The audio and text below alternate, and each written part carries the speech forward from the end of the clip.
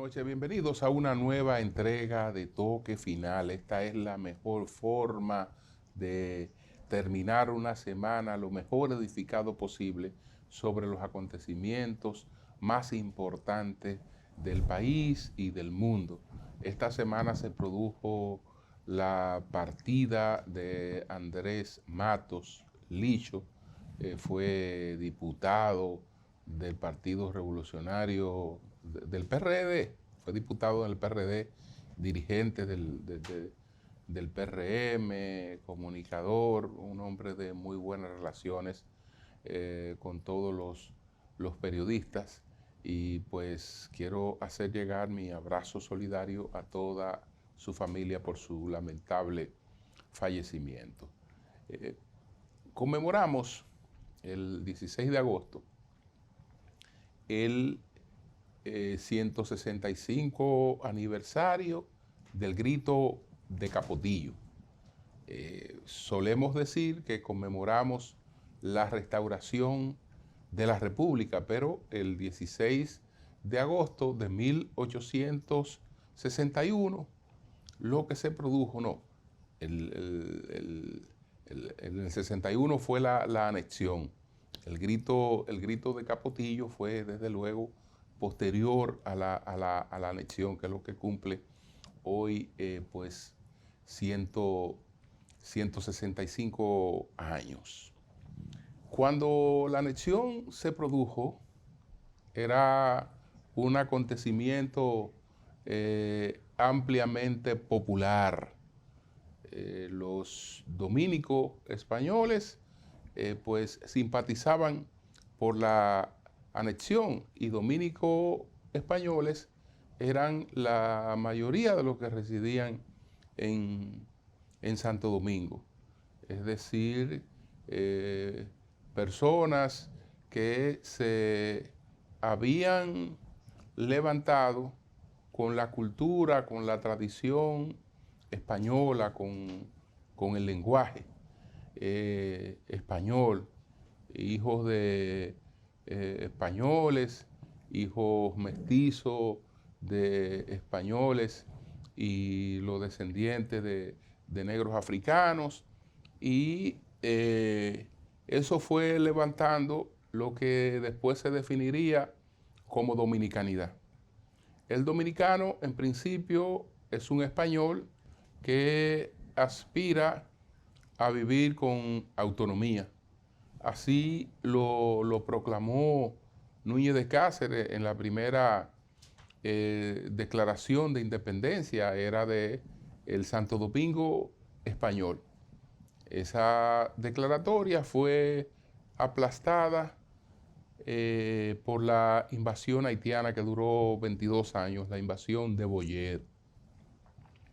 Entonces, en 1844, el 27 de febrero, se produce otra declaratoria de independencia, y por igual casi se torna en otra independencia efímera. ¿Por qué?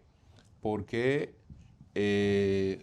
hubo un intento de aplastarla, como se aplastó la primera declaración de independencia, la declaración de independencia de Núñez de Cáceres.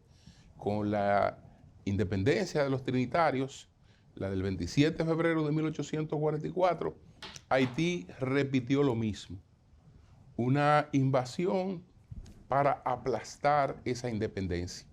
Pero esta vez ese intento que encabezó el presidente Charles Herald encontró resistencia y encontró una espada que encabezó la lucha del pueblo dominicano durante 17 años para evitar que Haití convirtiera nuestra nueva independencia en una independencia también efímera. Entonces, ¿qué ha ocurrido? ¿Qué ha ocurrido con qué ocurrió después? Que a pesar de que fue muy popular la anexión, se tornó en impopular, porque vinieron una serie de imposiciones que la gente no estaba dispuesta a tolerar, Me he referido, por ejemplo, a la imposición de la Iglesia Católica del matrimonio eclesiástico. La mayor parte de la gente vivía en concubinato y entonces viene y se trata de imponer pues el matrimonio eclesiástico. Mucha gente no estaba de acuerdo con eso y hubo otras restricciones, todo eso fue creando un disgusto hasta que los dominicanos decidieron coger las armas y levantarse contra España. Se produce el grito de Capotillo. Entonces, el grito de Capotillo representó una resistencia muy valiente del pueblo dominicano a la presencia española. Y esa resistencia hizo para España muy costosa esa presencia aquí, y España fue convenciéndose de que no tenía sentido el mantenimiento de esa anexión hasta que sus cortes anularon el decreto de anexión, y posteriormente las tropas españolas pues se fueron de nuestro territorio. Eso es lo que conmemoramos pues en esta fecha, el grito de Capotillo, que fue la chispa, que fue el punto de partida de la guerra restauradora. Vamos a una pausa, retornamos en breve.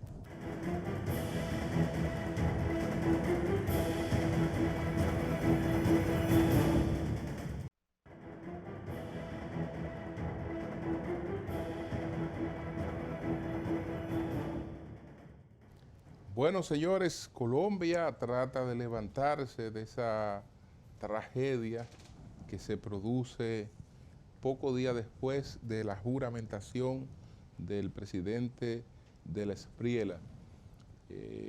Hizo su acto de juramentación un viernes, el lunes en la mañana ya estaba padeciendo esta tragedia.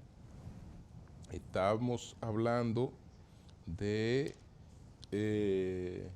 unas 300 personas fallecidas, más de 3.500 heridas y aún más de 400 y tantas personas desaparecidas. Y la búsqueda todavía de personas sobrevivientes, ya estamos en una etapa en que se pierde la esperanza de encontrar personas con vidas.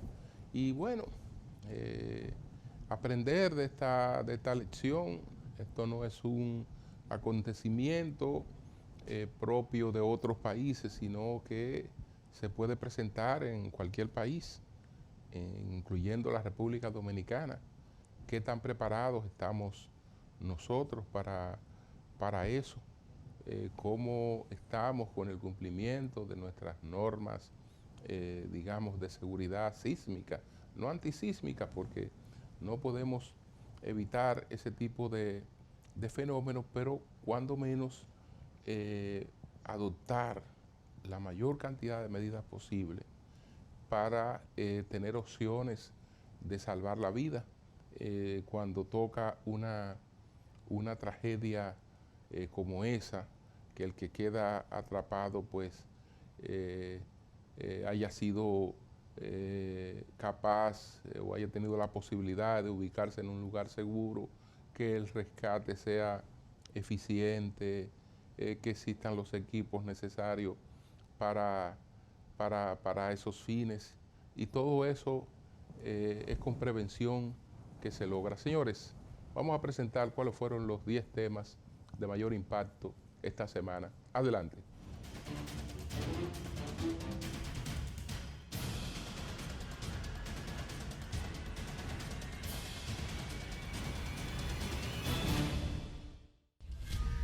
En menos de una semana, 4 jueces de la Suprema Corte de Justicia han renunciado a someterse a la evaluación de desempeño que realiza el Consejo Nacional de la Magistratura, proceso mediante el cual se evalúan a los magistrados con base en criterios técnicos, éticos y profesionales establecidos en el reglamento número 225. Las declinaciones a evaluación de Luis Henry Molina, presidente del Alto Tribunal, Nancy Salcedo, María Garavito y Manuel Herrera Carbucia, han reavivado el debate sobre si se trata de decisiones estrictamente personales, si obedecen a situaciones internas o incluso algunos sectores han cuestionado la metodología utilizada para evaluar el desempeño de los jueces de la Suprema Corte de Justicia. Los primeros en presentar su renuncia al proceso de evaluación fueron el presidente de la Suprema Corte de Justicia, Luis Henry Molina, y la sustituta del presidente de la Suprema, Nancy Salcedo, quienes comunicaron su decisión el pasado lunes, primer día que se reunió el Consejo Nacional de la Magistratura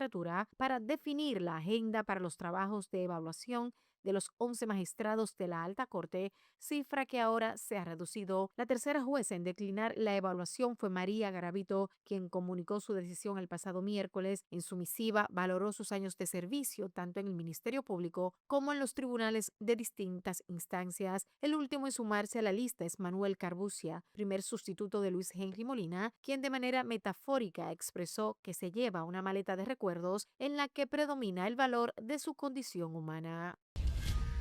El presidente Luis Abinader fue electo el pasado domingo como presidente del Partido Revolucionario Moderno, PRM, para el periodo 2026-2030 durante la Asamblea Nacional de Delegados de la organización política, en la que también fueron escogidas otras autoridades de su nueva dirección nacional. La propuesta fue presentada ante los delegados y aprobada mediante el método de aclamación. Con la modificación aprobada durante la Asamblea, las autoridades nacionales permanecerán durante todo el periodo 2026-2030 y solo las dirigencias territoriales estarían vigentes hasta el 2028. Juan Garrigó Mejía fue escogido como secretario general en sustitución de su madre, la alcaldesa del Distrito Nacional, Carolina Mejía, mientras que la ministra Gloria Reyes fue electa como secretaria nacional de organización. También fueron escogidos Kelvin Cruz como primer subsecretario nacional y Lía Díaz como segunda subsecretaria nacional. Además, el exministro de Obras Públicas de Ligne Ascensión fue escogido como primer vicepresidente ejecutivo.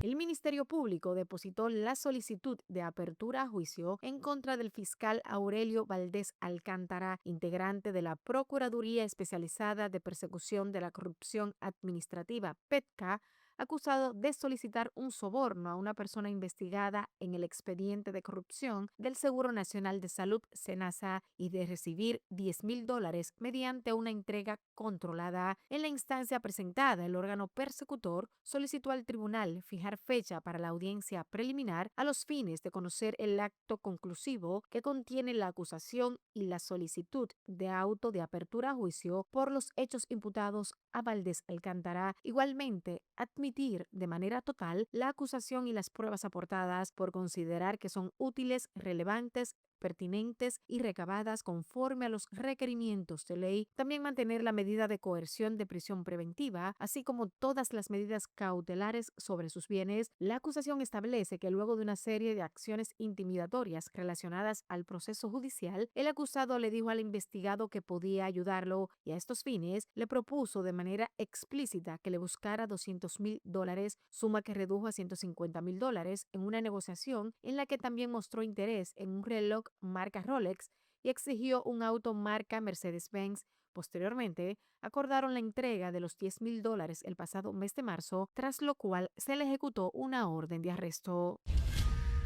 La segunda sala penal de la Corte de Apelación del Distrito Nacional dictó auto de apertura a juicio contra Jean Andrés Pumarol y revocó el auto de no al lugar que había sido emitido por el séptimo juzgado de la instrucción del Distrito Nacional. Tras esto, los familiares de Pumarol lo entregaron a las autoridades en cumplimiento de la decisión emitida por la segunda sala de la Corte Penal. De acuerdo con las investigaciones, Jean Andrés Pumarol atacó a varias personas el 23 de julio de 2025 alrededor de las 4 4 de la tarde en el condominio Naco Dorado Cuarto, en el sector Naco, Distrito Nacional, donde residía en ese momento. El hecho dejó como víctima mortal a Yolanda Handal Abugavir, de 70 años, quien fue atacada dentro de su apartamento después de abrir la puerta. Durante el incidente, también resultaron heridas al menos 5 personas, entre ellas el padre del imputado y la trabajadora doméstica de la fallecida. El tribunal impuso 3 meses de prisión preventiva como medida de coerción contra Pumarol Fernández, los cuales deberá cumplir en el Centro de Corrección y Rehabilitación de Anamuya, en Higüey. En un mismo mes ocurrió la muerte de 3 empresarios destacados de República Dominicana. Alfonso Alfi Fanjul, empresario de origen cubano y una de las figuras más influyentes de la industria azucarera en República Dominicana y Estados Unidos, falleció a los 89 años el pasado 3 de agosto. Su muerte pone fin a una trayectoria empresarial de varias décadas vinculada al crecimiento de Central Romana Corporation, uno de los grupos económicos más importantes del país. Fanjul murió en Cleveland, Ohio, donde recibía atención médica. Nacido en Cuba en 1937 y residente en Palm Beach, Florida, desarrolló buena parte de su carrera entre el negocio azucarero, el turismo, las bienes raíces y otras actividades productivas. Su nombre quedó estrechamente ligado a la expansión de Central Romana, compañía que pasó a estar bajo el control del Grupo Fanjul en 1984. Asimismo, falleció Román Ramos Uría, fundador de Grupo Ramos y figura decisiva en la modernización del comercio minorista dominicano. Ramos Uría falleció el 5 de agosto tras una trayectoria empresarial de más de 6 décadas vinculadas a marcas como Sirena, Superpola y Aprecio.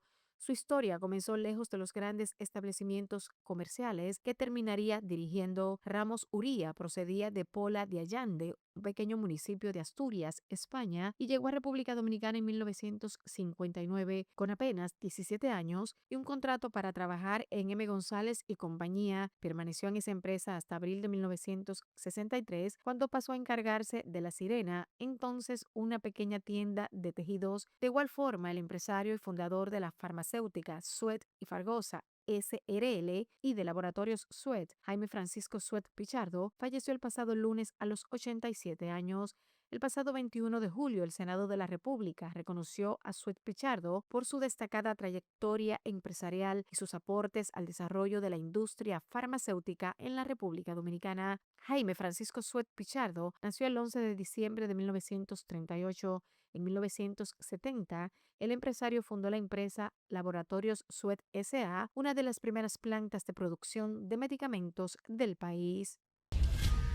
El representante de la Organización de las Naciones Unidas para la Alimentación y la Agricultura, FAO, en República Dominicana, Rodrigo Castañeda, aseguró que los próximos retos de la agenda alimentaria del país serán disminuir los altos niveles de obesidad en adultos y abaratar el costo de una dieta saludable.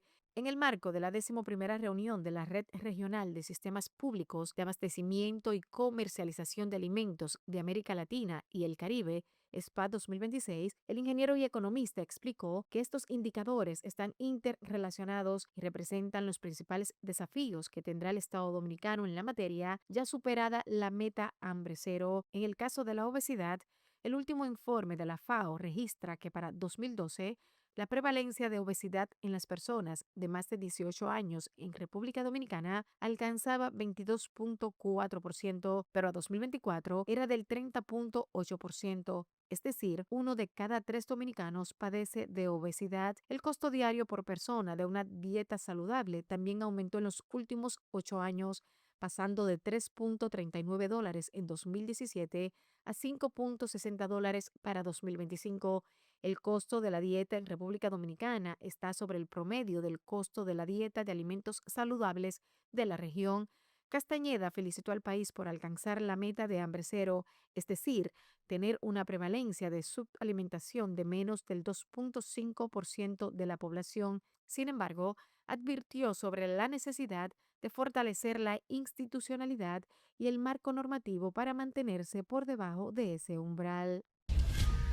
República Dominicana es el primer país donde Estados Unidos pondrá en marcha un programa piloto que permitirá exigir fianzas a determinados solicitantes de residencia permanente considerados con riesgo de convertirse en una carga pública, una medida que será aplicada por funcionarios consulares durante el proceso de evaluación de visas de inmigrante. Natalia Molano, vocera en español del Departamento de Estado de Estados Unidos y directora del Hub de las Américas, explicó durante una entrevista concedida al programa radial El Sol de la Mañana que la disposición comenzó a aplicarse el 5 de agosto y que posteriormente podría extenderse a otros países. El Departamento de Estado confirmó oficialmente que el mecanismo permite a los oficiales consulares requerir a ciertos solicitantes de visas de inmigrante que tramiten una Public Charge Pod ante el Servicio de Ciudadanía e Inmigración de Estados Unidos, UCIS. De acuerdo con el anuncio oficial, será el funcionario consular quien determine caso por caso si corresponde exigir la fianza. El monto de la fianza no ha sido confirmado oficialmente. Sin embargo, algunos medios estadounidenses aseguran que podría ascender a 100.000 e incluso $250.000 dependiendo del nivel de riesgo evaluado en cada caso. Los 25º Juegos Centroamericanos y del Caribe Santo Domingo 2026 concluyeron con una ceremonia de clausura celebrada en la Arena Banreservas Virgilio Travieso Soto en el Centro Olímpico de Santo Domingo, luego de 2 semanas de competencias que reunieron a unos 6.200 atletas de 37 países. La ceremonia marcó el cierre oficial de la cita deportiva regional. Estuvo acompañada de un programa artístico en el que participaron Juan Luis Guerra, de Chifatule, Manny Cruz e Ilegales. Durante el acto fueron reconocidos José Monegro, presidente del Comité Organizador de Santo Domingo 2026, así como los voluntarios que participaron en el desarrollo de las competencias. La organización también otorgó reconocimiento a los atletas más destacados de los Juegos y premió a las 3 delegaciones que sobresalieron durante la justa regional por su desempeño deportivo. El cierre reunió a atletas, entrenadores, oficiales, voluntarios, colaboradores y representantes de las delegaciones participantes, quienes durante 2 semanas formaron parte de la 25ª edición de los Juegos Centroamericanos y del Caribe. Con la ceremonia de clausura, República Dominicana puso fin a la celebración de Santo Domingo 2026, evento que congregó representantes de 37 países en una amplia programación de competencias deportivas. República Dominicana cerró su participación con 150 medallas, 46 de oro, 37 de plata y 67 de bronce, y ocupó el 5.º lugar en el medallero general. El abogado Abelardo de la Espriella fue investido para el período 2026-2030 como nuevo presidente de Colombia en una ceremonia atípica y austera en la que fueron protagonistas los símbolos más emblemáticos de su campaña, como el saludo militar y la religión, con alabanzas y oraciones de líderes espirituales. El conservador de la Espriella asumió la presidencia de Colombia con la promesa de priorizar la seguridad, combatir a los grupos armados ilegales y cortar las negociaciones de paz que abrió su antecesor Gustavo Petro. Juro a Dios y prometo al pueblo cumplir fielmente la Constitución y las leyes de Colombia, dijo de la Espriella al recibir la banda presidencial del presidente del Senado, Honorio Miguel Enríquez. Este evento marcó el inicio de un periodo presidencial que se extenderá hasta 2030. La ceremonia fue notable por su traslado fuera de Bogotá, la capital del país. De la Espriella, quien es conocido por su perfil conservador, presentó ejes de seguridad, economía e instituciones públicas como parte de su discurso inaugural. La ceremonia contó con la asistencia del rey Felipe VI de España, así como varios jefes de Estado, incluyendo el presidente dominicano y 8 presidentes latinoamericanos, incluidos el argentino Javier Milei, el ecuatoriano Daniel Noboa y el chileno José Antonio Cax. El nuevo presidente también afirmó que su gobierno construirá megacárceles destinadas a quienes representen una mayor amenaza para la seguridad de los colombianos y advirtió a los integrantes de las bandas criminales y del narcotráfico que tendrán 2 caminos: someterse al imperio de la ley o enfrentar la fuerza decidida del Estado colombiano y su fuerza pública.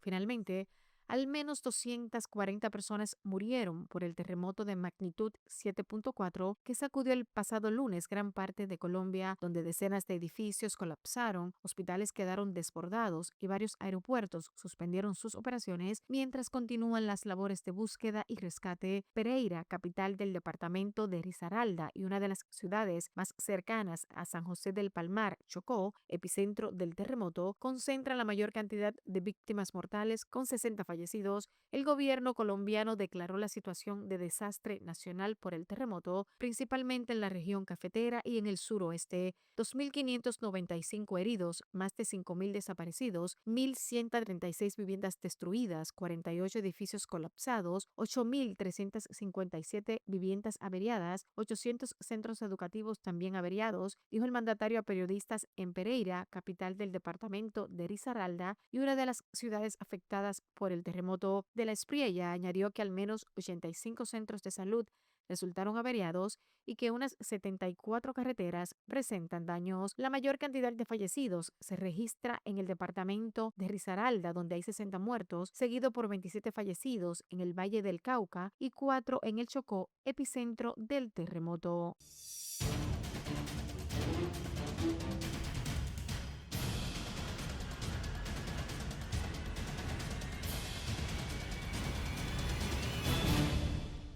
Una pausa, retornamos en breve.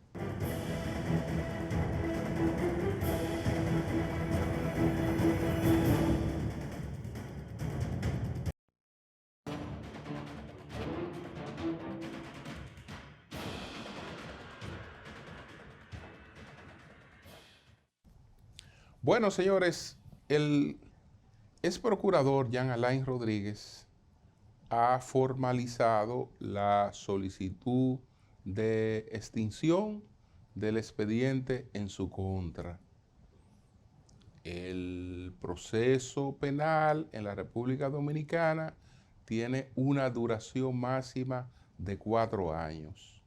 Eso quiere decir que en 4 años se ha de investigar a una persona, se le ha de presentar acusación y se ha de lograr una condena contra esa persona.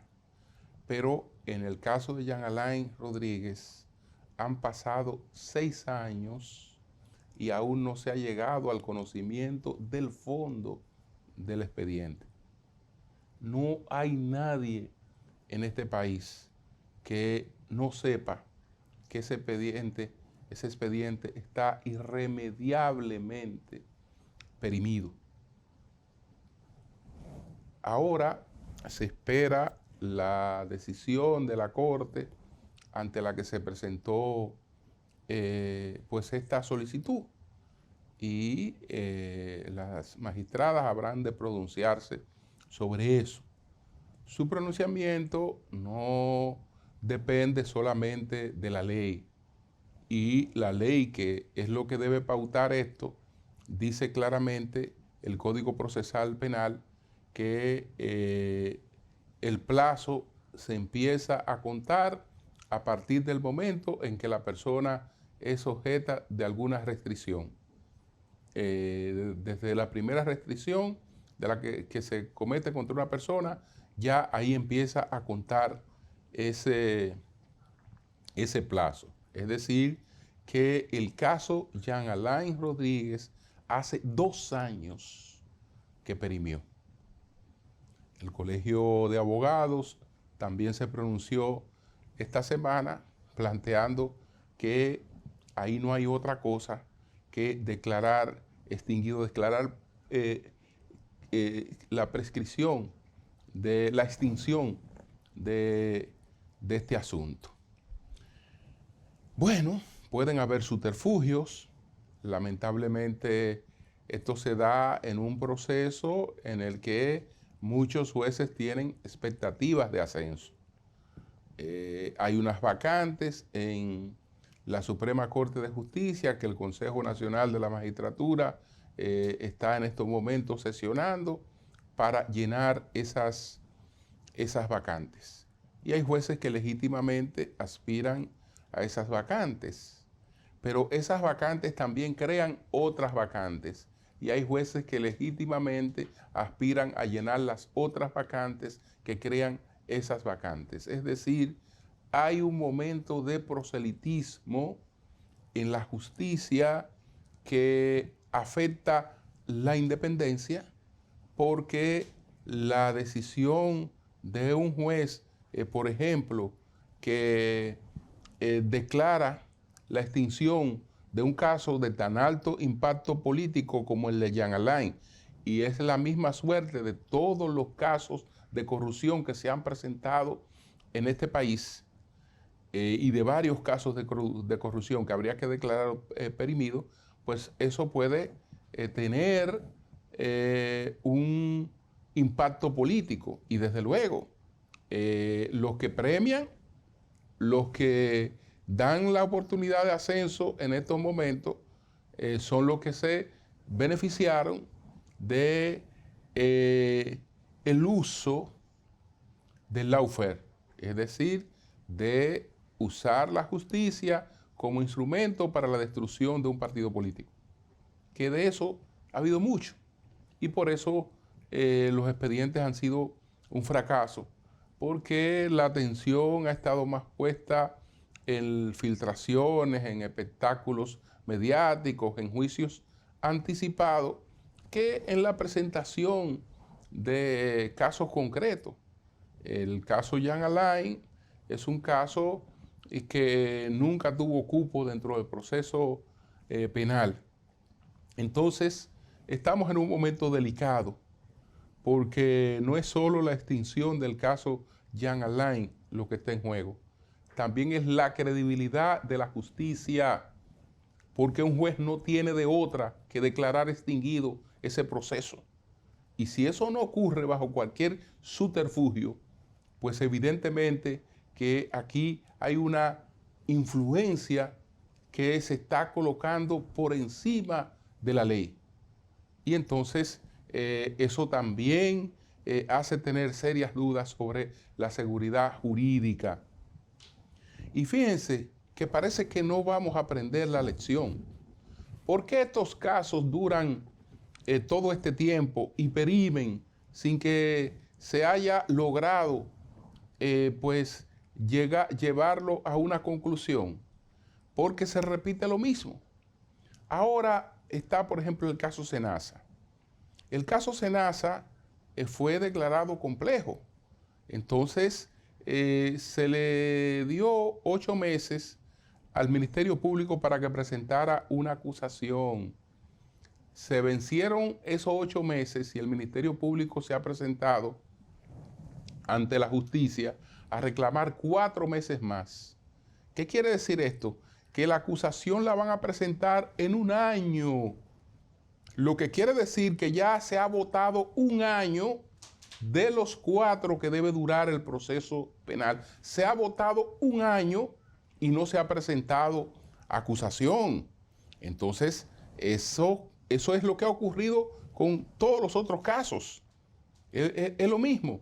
Un año con personas presas, con personas con medidas de coerción, sin que se haya aprovechado ese tiempo para presentar una acusación, pero ese tiempo corre de todas formas.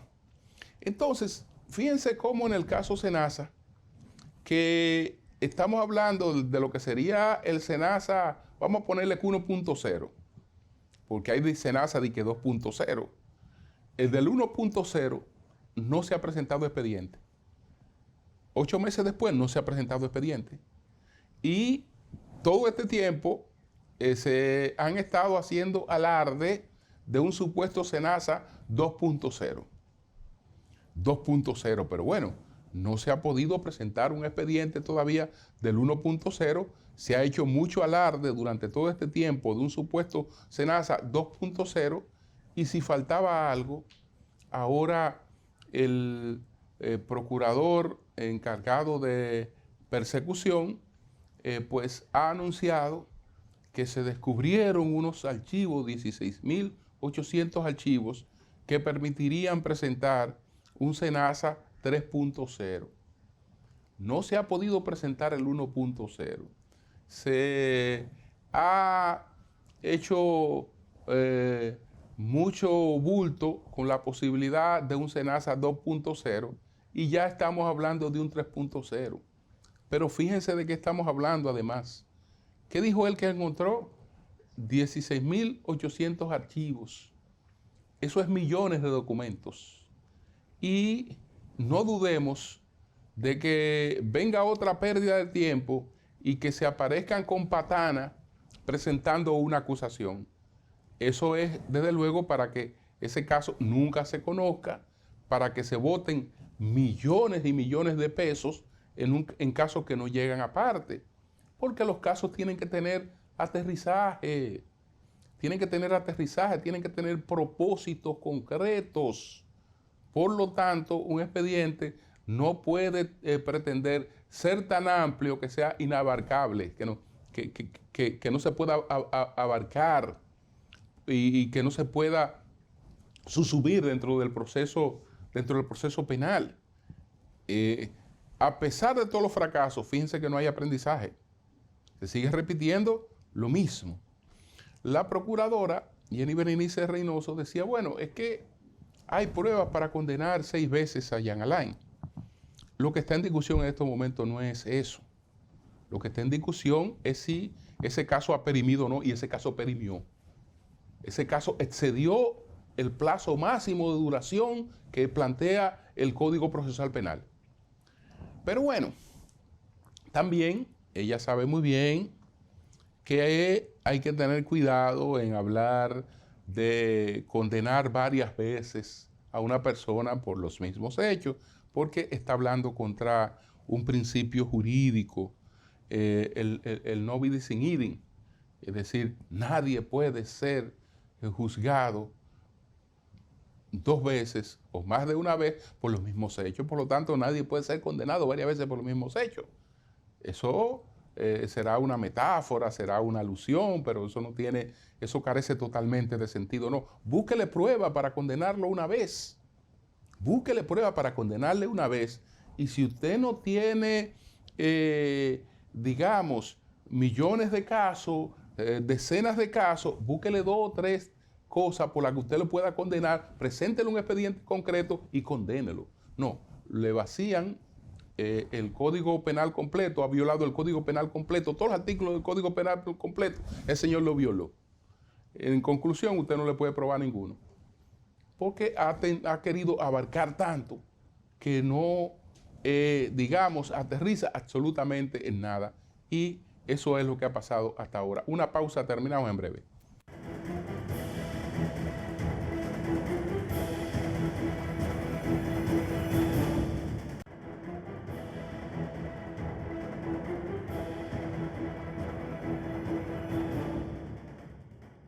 Bueno, señores, a propósito del Consejo Nacional de la Magistratura, de una serie de cosas que han estado ocurriendo, vamos a presentar las 3 preguntas.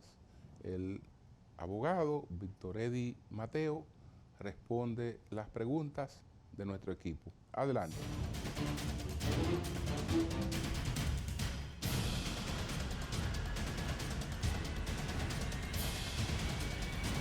¿Es subsanable la falta de credibilidad que se ha generado con la evaluación de desempeño que el Consejo Nacional de la Magistratura debe realizar a los jueces que han terminado su periodo en la Suprema Corte de Justicia? Si no se apuesta a relaciones públicas, sin lugar a duda que sí, que es subsanable. Para nadie es un secreto que el Consejo Nacional de la Magistratura es el órgano constitucional creado para la evaluación y selección de jueces.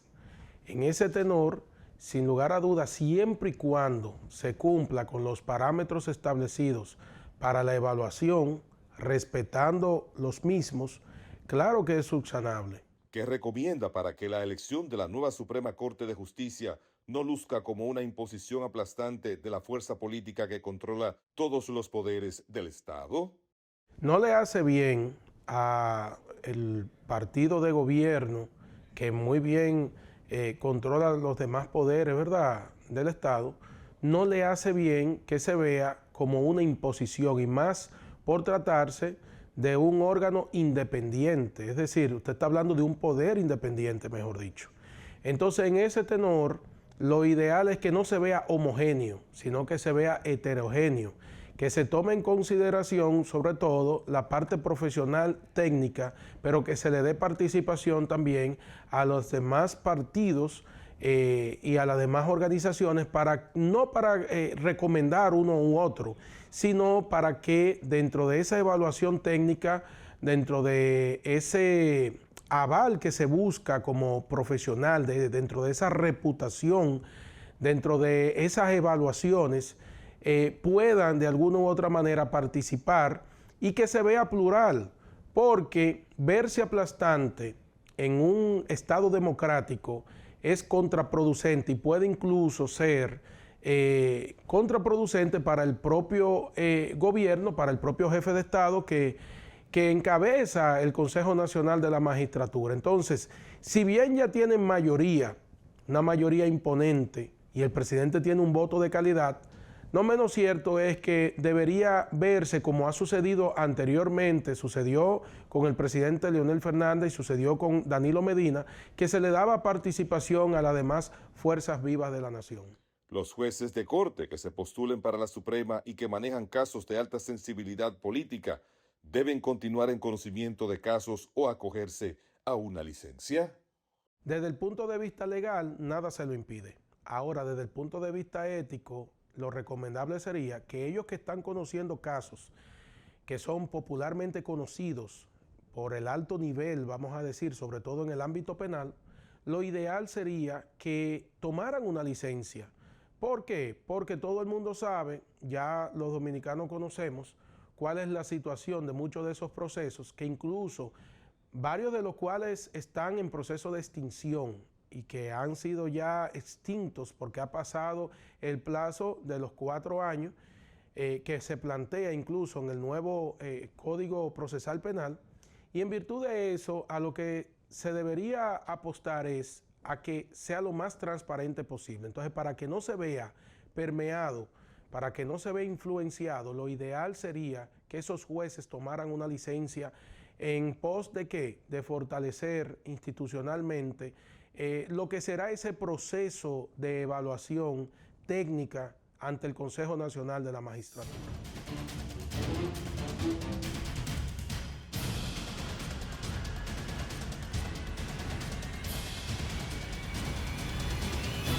Una pausa, retornamos en breve.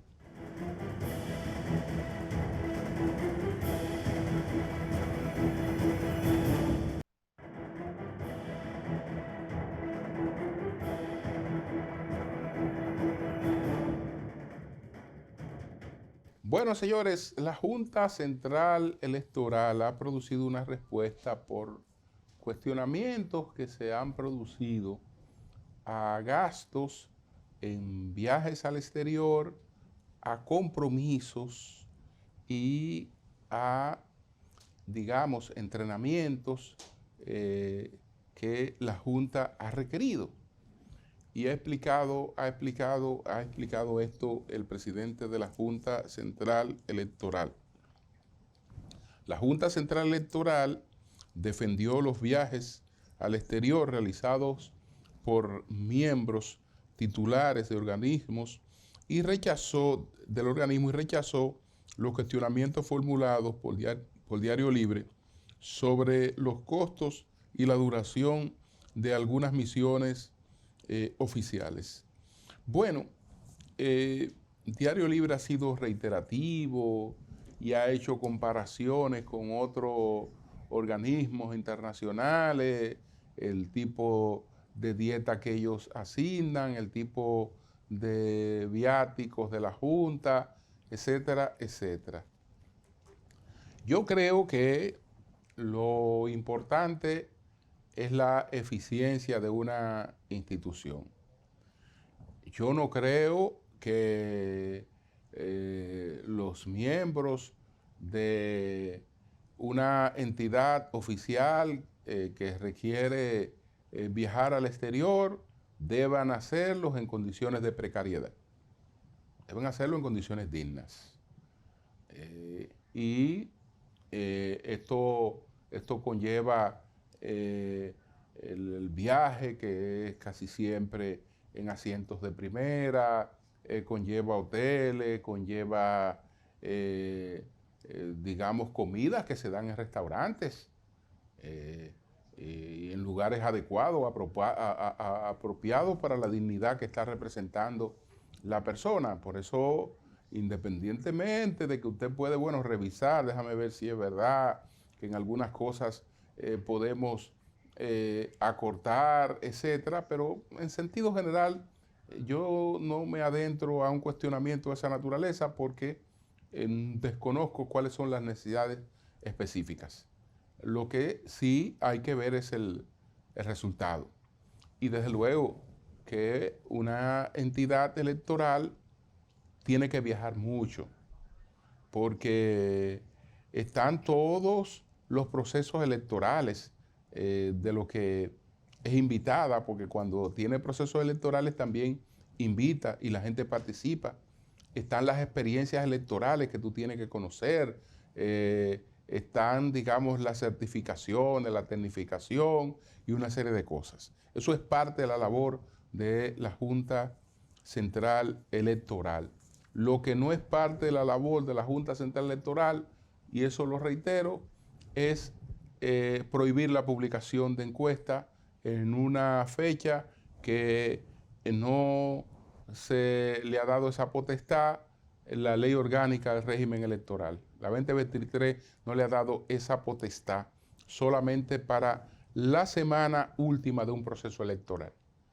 Entonces, nadie se puede tomar cosas en el ejercicio público que la ley no se lo confiere de manera específica y no puede crear un reglamento que le dé facultades que la ley no le ha dado.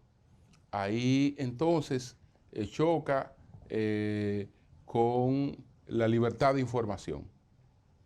Choca con la libertad de información. Entonces, es absurdo decir que no se puede publicar encuestas porque pueden tener manejos políticos. Todo puede tener manejo político. Todo puede tener manejo político. Un funcionario no puede hacer un buen trabajo porque puede tener manejo político. Un periodista no puede elogiar a una persona porque ese elogio puede interpretarse como un manejo político. No. Ese no es su papel. Ese no es su papel. Por otra parte, bueno, hay un caso que no sé si termina con esta decisión en República Dominicana, si tenga repercusiones en tribunales en el exterior, porque dos hijos de Trujillo y una señora llamada Lina Lobatón, que fue pareja de Trujillo, no su esposa oficial, pero fue pareja de Trujillo, tuvo dos hijos con él, Rafael José Román Trujillo Lobatón y Yolanda Altagracia Trujillo Lobatón. Entonces Trujillo depositó 2.3 millones de pesos. Eso equivale a 2.3 millones de dólares en la época, porque el peso y el dólar andaban a la par. Entonces, ¿qué ocurre? Que ahora, eso con cálculos de intereses, entre otras cosas, estamos hablando de más de 4.000 millones de pesos. Los hijos de la señora Lobatón han reclamado ese dinero porque cuando Trujillo lo colocó, dijo que en caso de fallecimiento, ese dinero debía ser entregado o debía ser retirado por la señora Lobatón. Mataron a Trujillo y después se aprobó una ley que incautaba todos los bienes de Trujillo.